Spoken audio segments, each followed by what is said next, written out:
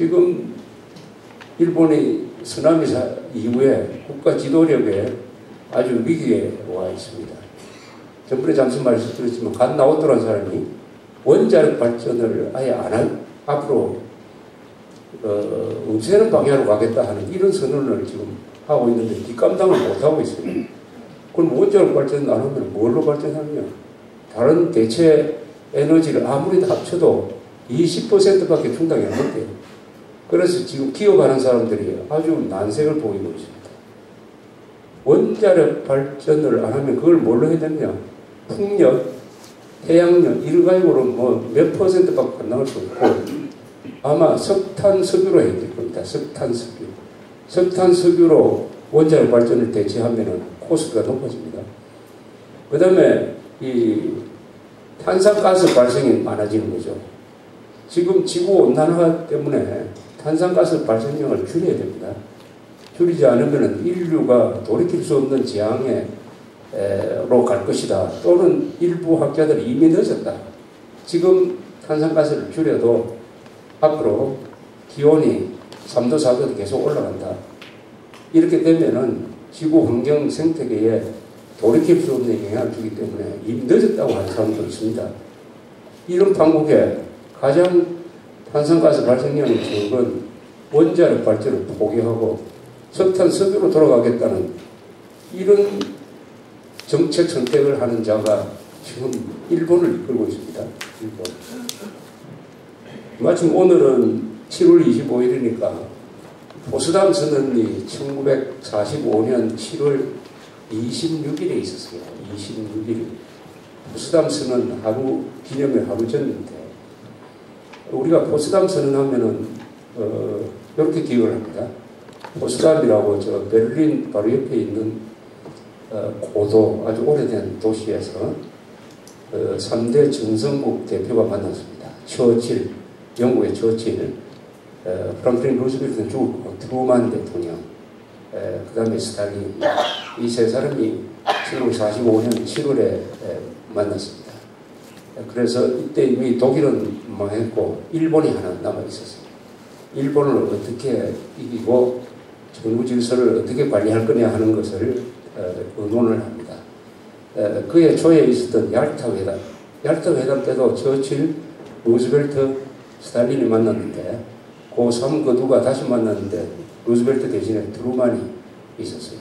또 이 회담을 하는 중에 영국에서 선거가 있어가지고 전쟁을 지도한 그 처칠이 보수당이 집니다. 노동당의 애틀리 수상이 회담 도중에 와가지고 이렇게 교체가 되는 이런 아주 사건도 있었는데, 여기서 결의한 게 일본에 대한 무조건 항복을 요구하는 최후통첩을 내놓은 게 1945년 7월 26일이었습니다. 이 포츠담 선언이 우리 한반도의 운명과 매우 밀접한 관계에 있죠. 그 회담에 나갈 때 트루만 대통령은 뭘 생각하고 있었냐 하면, 어쨌든 일본을 빨리 무찌르기 위해서는 소련이 참전을 하겠다.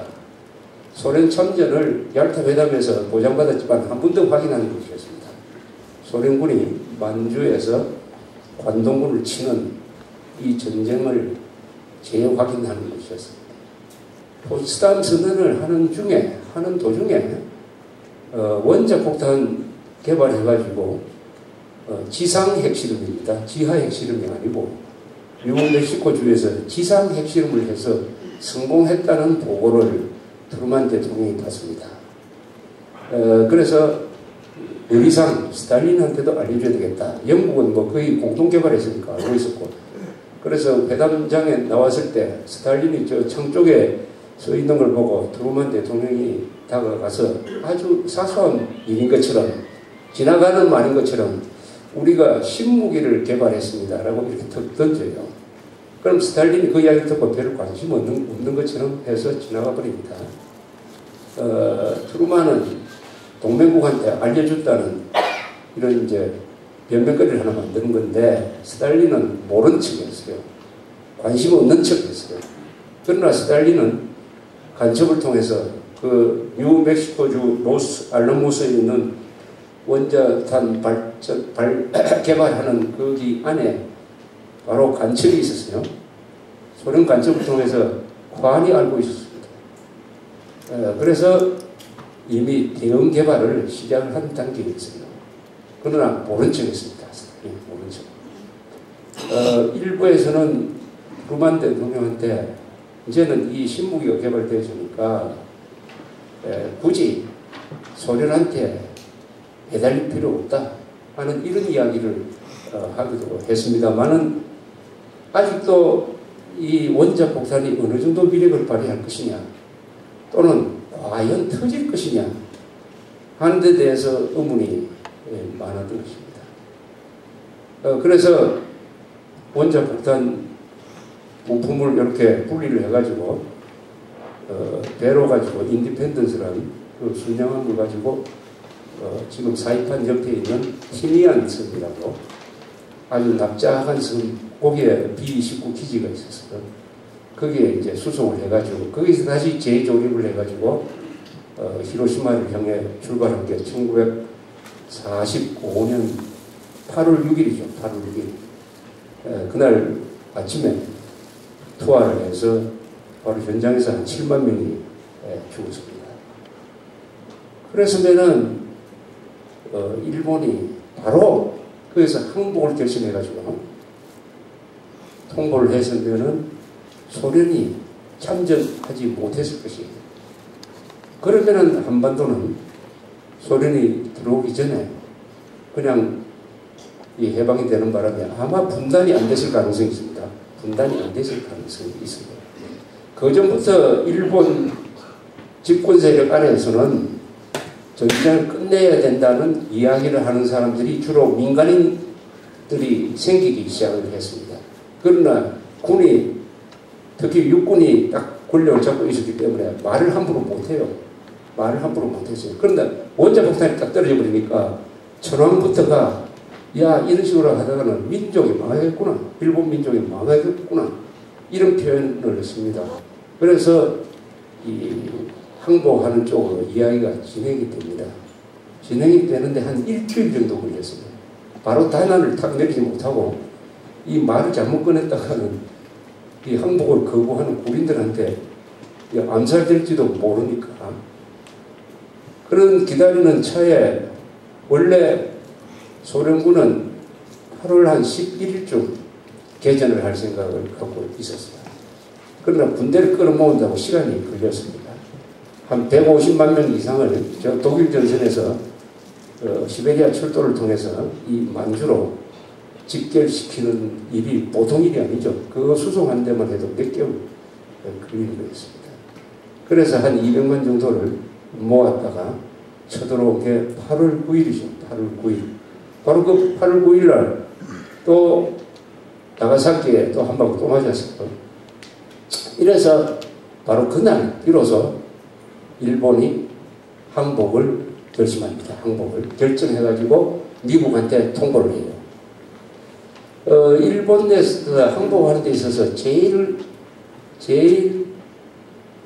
신경 썼던 것은 천황제입니다. 천황제. 무조건 항복이다. 그러면 천황제도 없애란 말이냐. 미국 여론은 어땠느냐. 천황을 전범재판에 걸어가지고 천황을 독일 전범들 사형집행했던 식으로 해야 된다 하는 여론이 미국에서 압도적으로 많았습니다. 그런데 미국에서 일본을 잘 아는 사람들이 거기에 국방장관이나 이런 아주 요직에 있었어요. 이런 사람들이 일본 사람들한테 천황이 차지하는 비중이 어느 정도다 하는 것을 일종 하나님이니까 천황을 그렇게 하면은 일본 점령한 다음에 일본을 통치하기가 어렵다. 저 사람들이 마음을 잡기 위해서는 천황을 유지를 해줘야 된다 하는 쪽으로 정책 방향이 바뀝니다. 정책 방향이 바뀌고 그 뜻이 일본에 전해지기도 하는 과정. 또 누가 관리할 거냐. 그때 해군하고 육군이 주로 태평양 전쟁을 주도를 했습니다. 그때는 뭐 공군이 해군 소속이니까. 니미츠, 킹 이런 사람들은 해군이고 메가더는 저 남쪽에서 올라오고 있었어요. 누구한테 점령군 사령관으로 맡길 거냐 해서 선택한 사람이 메가더였습니다. 메가더는 일본을 잘 아는 사람이에요. 메가더도 천황의 존속, 천황제의 존속을 필요로 한다고 판단을 하는 바람에 천황제가 남게 되었어요. 그런데 미군이 가장 걱정한 것은 원자폭탄을 쓰지 않으면은 본토를 점령하는데 상륙작전은 큐슈에서부터 해가지고 본토로 올라가야 되니까 하는데 약 100만 명이 죽을 걸로 판단했습니다. 100만 명. 유황도나 오키나와 점령하는데 몇만 명씩 죽으니까 이 본토를 점령하는 데는 일본 사람 전원이 아마 민간인까지 나서가지고 축청 들고 나올 것이다. 이거 점령하는데 우리도 한 100만 명 죽고 다쳐야 된다. 이런 판단을 했기 때문에 원자폭탄을 쓰지 않을 수가 없었어요. 트루만 대통령 보고 이제 다 일이 끝난 다음에 왜 원자폭탄을 썼느냐. 주로 좌익들이 이렇게 아주 나무라는 사람들이 있습니다. 트루만 입장에서 원자폭탄이 있는데도 그걸 쓰지 않고 상륙작전을 해가지고 미군이 100만 명이 죽고 다쳤다고 하면은 어떻게 되겠습니까? 그 뒤에 원자폭탄을 쓰지 않아가지고 우리의 아들, 딸 100만 명을 희생시켰다고 하면 트루만이 그 살아남겠습니까? 이런 일은 일이 다 지난 다음에 한가한 사람들이 모여 앉아가지고 바둑 둘은 fun수하듯이 하는 경우가 많습니다. 그게 다 헛소리죠, 헛소리. 트루만이 원자폭탄을 쓰지 않을 수가 없었습니다. 그래서 이제 항복이 되는데 문제는 한반도를 누가 점령할 거냐였습니다.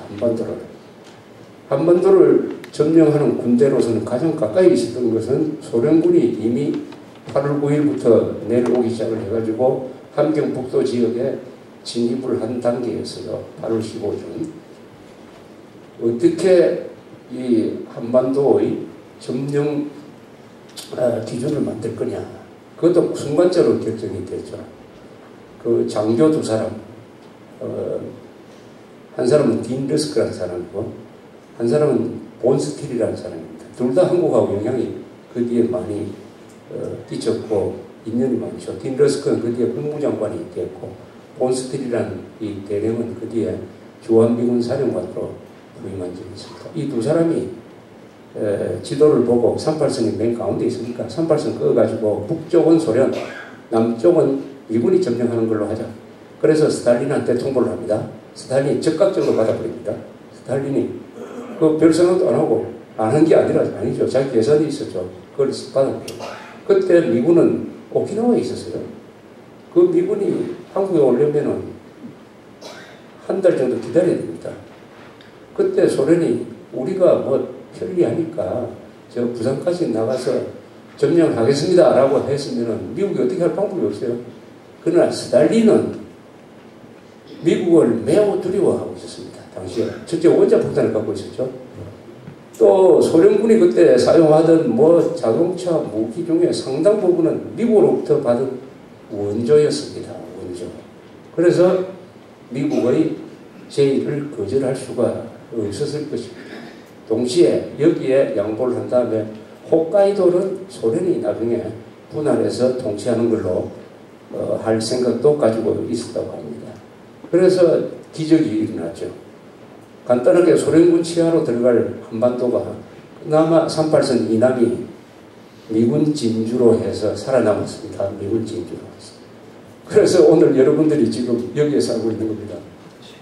이 아주 까딱수예요. 까딱수. 이 세계사가 변할 때는 아주 우연한 결정이 그 뒤에 몇십 년의 질서를 결정한다고 이렇게 볼 수가 있습니다.